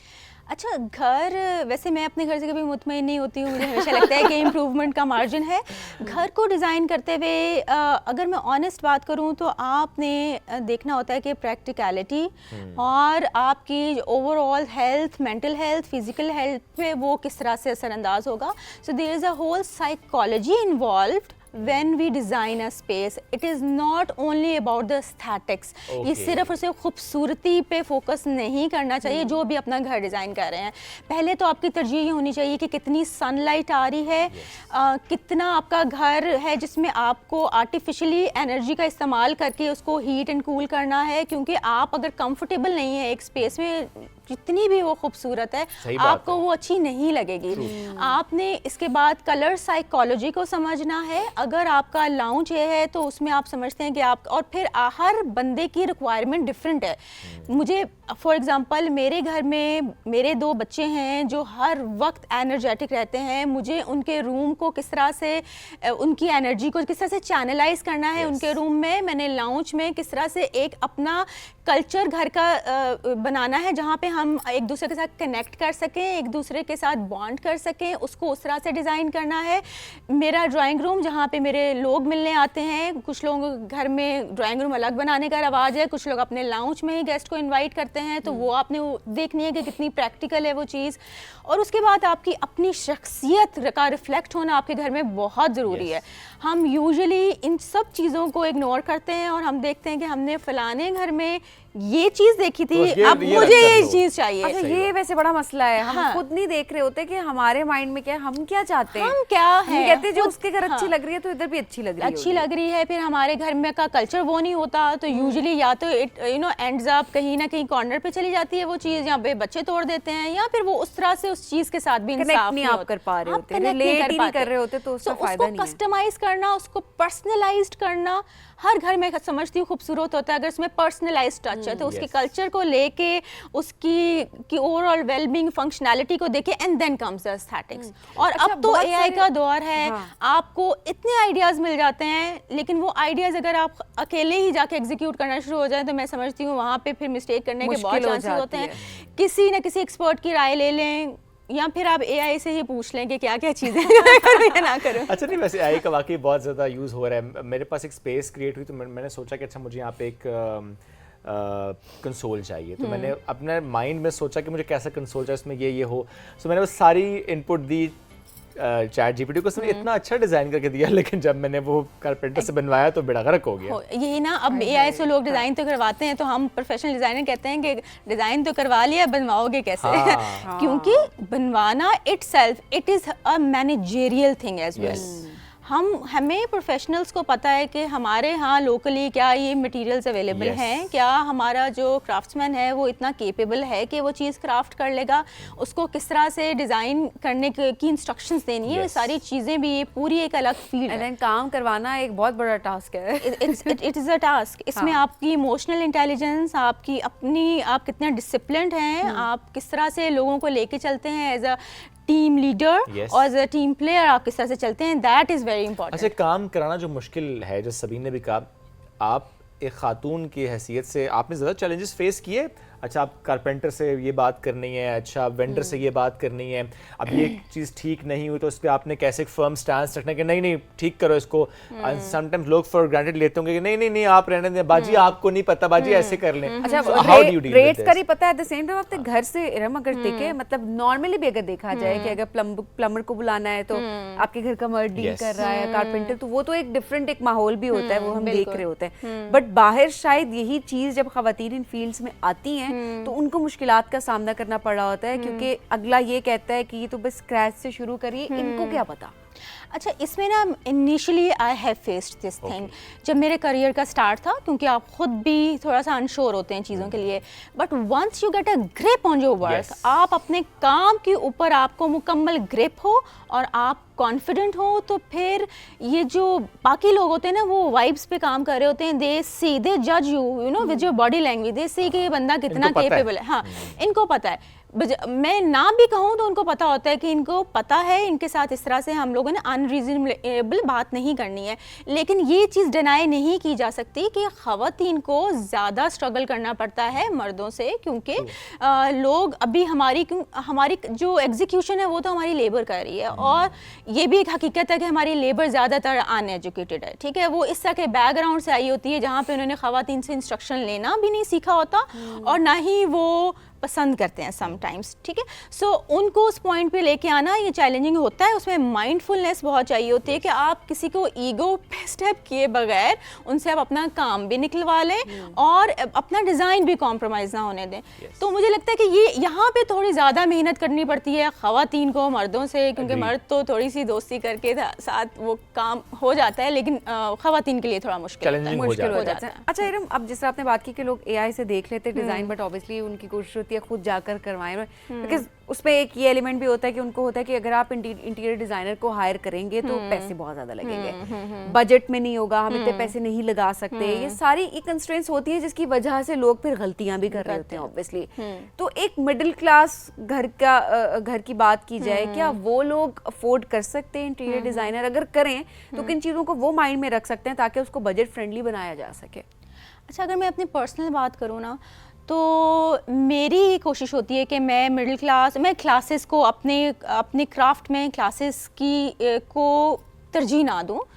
Some time ये है कि ऑब्वियसली आप जब हायर क्लास के साथ काम कर रहे होते हैं उनका बजट ज़्यादा होता है, जिसमें हमें भी रिलैक्सेशन मिलती है। लेकिन अगर आपका पर्पस है कि आपने किसी की ज़िंदगी में कोई अच्छा काम करना है, कोई फ़र्क लेके आना है या हेल्प करनी है, उस नेचर से आप काम करें, तो फिर मेरा ख्याल है कि एक मिडिल क्लास और lower middle class house hold भी इंटीरियर डिज़ाइनर को अफोर्ड कर सकता है। वो किस तरह से, जब वो ख़ुद करेंगे एआई से या ख़ुद से अपना ज़हन इस्तेमाल करते हुए, तो उसमें वो गलती करेंगे और वो गलती करके वो चीज़ ऑब्वियसली वो ज़्यादा सस्टेन नहीं करेगी उनके साथ, और वो फिर दोबारा से वो साइकिल रिपीट करेंगे, पैसे और लगेंगे। सो आप एक कंसल्टेंसी ले लें, आप एग्जीक्यूशन चाहे खुद कर लें, लेकिन आप अपने कंसल्टेंसी के लिए आप डिज़ाइनर क्या का मशवरा ले सकते हैं। और मैं ये समझती हूँ कि इट्स अ मिथ कि डिज़ाइनर्स आर वेरी एक्सपेंसिव। बहुत से न्यू ग्रेजुएट्स हैं, यंग आर्किटेक्ट्स हैं, यंग डिज़ाइनर्स हैं जो कि हेल्प करना चाहते हैं, जो अपने काम की तलाश में होते हैं। आप हेल्प सीख करने में घबराएं नहीं, और ये वाला जो प्री कंसीव्ड आइडिया है कि interior designer is equal to a lot of खर्चा, इसको थोड़ा सा खुद एक्सप्लोर करें तो आपको अंदाज़ा होगा चेंज करने की ज़रूरत है। चेंज करने की ज़रूरत है। अच्छा, ओपन माइंडेडनेस की डिज़ाइनर वो इतना अच्छा काम कर रहे होते हैं लोगों के लिए बजट फ्रेंडली चीज़ों को बनाने के लिए। अब ऑनेस्टली अगर आप संडे मार्केट चले जाते हैं, वहाँ से आपको इतनी ज़बरदस्त चीज़ें मिलती हैं, आपको इतने अच्छे डेकोरेशन पीसेस मिल रहे होते हैं, तो वो अगर कोई करना चाहे तो वो वाकई उसको बजट फ्रेंडली बना सकता है। जो चीज़ आपको 3000 के बाहर से मिल रही होती है वो आपको 300 रुपए की भी मिल जाती है। और लिटरली अगर वो आपके घर में एक अच्छी एस्थेटिक सेंस के साथ रखी गई है कि 2 रखने, 3 रखने, 1 रखने, किस तरह का होना चाहिए आपके घर के लिहाज से, कोई नहीं बता सकता कि वो 300 रुपए का है, कोई नहीं बता सकता। अच्छा, एक और बात ऐड करना चाहूँगी, होता ये है कि देखने में चीज़ें ऐसी लग रही होती हैं कि ऐसे बस किया और हो गई, होता नहीं है असल में, इसमें बहुत साइंस इन्वॉल्व है। तो हमारे यहाँ जो ख़वातीन हैं या मर्द हजरात पे, वो कहते हैं ये भी कोई करने वाला काम है, खुद ही कर लेंगे, वहाँ से संडे मार्केट से ले आएंगे, चाइना मार्केट से ले आएंगे, लेकिन वो they end up having a wrong combination and wrong things. तो डिज़ाइनर को जब हायर करें तो उसको फिर वो अथॉरिटी भी दें, वो स्पेस भी दें, उस पर ट्रस्ट करें, और ट्रस्ट करने के बाद अगर आपको कोई एप्रीहेंशंस हैं तो आप उससे बैठ के बात करें। Communication is the key. आप उसको जिस तरह से हम अपने डॉक्टर पर ट्रस्ट करते हैं जब उसके पास जाते हैं, इसी तरह अपने कंसल्टेंट पे भी ट्रस्ट करें। सो मेरा ख्याल है कि कुछ चीज़ें आपको देखने में शायद अच्छी ना लग रही हों, लेकिन आपके लिए सस्टेनेबल हों, और वो जब एग्जीक्यूट हो तो वो बड़ी प्यारी लग रही होती है। यस, वो किसी सही जगह पे प्लेस कर दी जाए तो बहुत अच्छी लगे। छोटी छोटी टिप्स हैं जो इरम ने दे दी हैं आपको, आप उनको प्लीज़ फॉलो करें। ये बड़ा ज़रूरी है कि आप जिस जगह पर रह रहे हैं, जहाँ पे आपका ज़्यादा वक्त गुजर रहा है, जो कि पर्सनल स्पेस है, जो कि आपकी अपनी पर्सनालिटी को रिफ्लेक्ट कर रही होती है, उस पर ये थोड़ी सी इन्वेस्टमेंट है, मैं से कहूँगा। वो चाहे आपकी इमोशनल इन्वेस्टमेंट है, क्योंकि आप उस पर ज़्यादा एक थॉट प्रोसेस इन्वॉल्व कर रहे हैं। और जिस तरह इन्होंने कहा ना कि समटाइम्स ये होता है कि आप इन्वॉल्व नहीं करते डिज़ाइनर को, और फिर आप गलत चीज़ें गलत वक्त पर गलत जगह, जो पैसे आप बचा रहे होते हैं, फिर आप डबल पैसे लग जाते हैं, एक तो चीज़ खरीदने में और उसके बाद उसको ठीक करने में दोबारा, सस्टेनेबल बाद में सोच रहे होते हैं कि कर ही लेते हैं। Thank you so much for joining us today. ज़बरदस्त काम आप माशाल्लाह कर रही हैं, और हमें आपसे लेनी है अब इजाज़त, जो कि वक्त हो गया है ख़त्म हमारे पास, वरना मेरा हमसे भी और गपशप लगाते, लेकिन इंशाल्लाह किसी और वक्त हम आपके लिए किसी और मौजू पर हमको दोबारा से कहेंगे कि आप हमारे दरमियान मौजूद हों, और आपके सवालों के जो जवाब हम दे रही होंगे, आप हमें व्हाट्सएप ज़रूर कीजिए अपने सवाल। और अगर आप चाहते हैं कि कोई मशवरा लें अपने लिविंग लाउंज से मुतालिक, तो उससे मुतालिक भी आप हमसे पूछें। हम AI नहीं, हम रियल क्रिएटिव इंटेलिजेंस के थ्रू आपको गाइड करेंगे। आपसे लेंगे इजाज़त, दोबारा मुलाकात करेंगे कल। बहुत सा ख्याल रखें, दुआ में याद रखें। अल्लाह हाफ़िज़।